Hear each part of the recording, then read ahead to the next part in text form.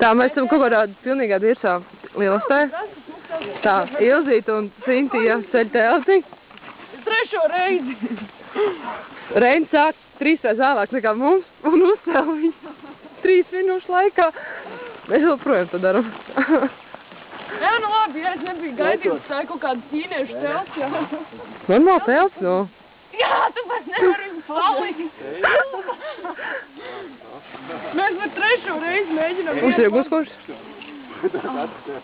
Un daudz odi. Bet es ļoti maziņa un mājīga. Otum tagad skaidrs, jau bāc iekšā to tur, jā. Jā. 2 vai 1?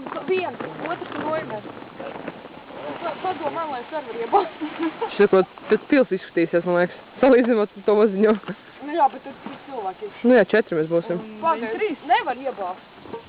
Veču problēma nevar iebāzt. Reinis nevar iebāzt. Au, ir gan. Iesim pastīsimies, kā Reinis smuk zāģē. Kā tā lieliski sanāk? Jā. Viņš iezāģēm tā kāja pārlūk.